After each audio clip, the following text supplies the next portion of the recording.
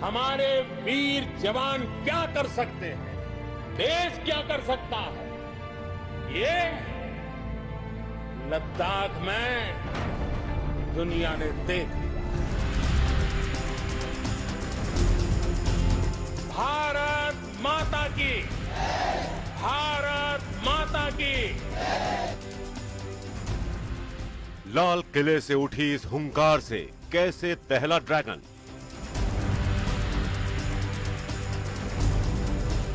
तीन 3,800 किलोमीटर दूर बैठे शी जिनपिंग की क्या हालत थी। मोदी के एलएसी वाले भाषण से चीन में कैसे मचा कोहराम।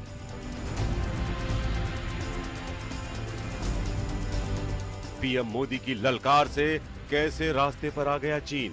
का वक्त अब चला गया, हमें दुनिया में किसी से कम नहीं।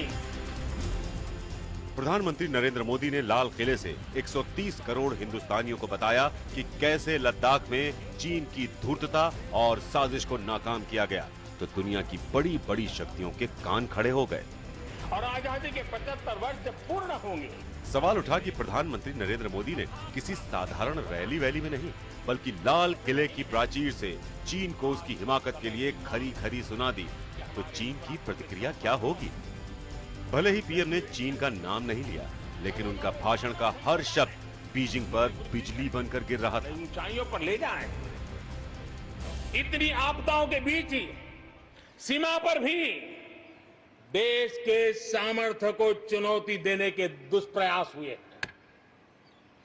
लेकिन एलओसी से लेकर एलएसी तक देश की संप्रभुता पर जिस किसी ने आंख उठाई, देश की सेना ने, हमारे वीर जवानों ने उसका उसी की भाषा में जवाब दिया।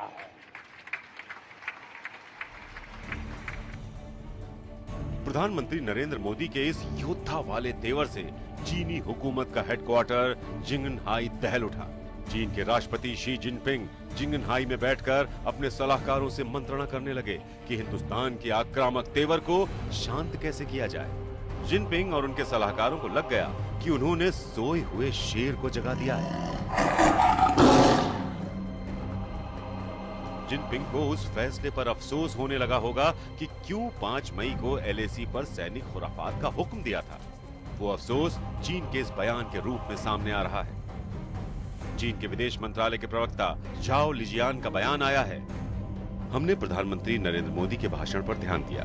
100 करोड़ से ज्यादा आबादी वाले हम दोनों उभरती शक्ति वाले पड़ोसी देश हैं। ऐसे में चीन और भारत का विकास न सिर्फ दोनों देशों और इनके निवासियों को फायदा पहुंचाएगा, बल्कि दुनिया और इस क्षेत्र में स्थिरता, शांति के लिए सकारात्मक ऊर्जा और समृद्धि लेकर आएगा।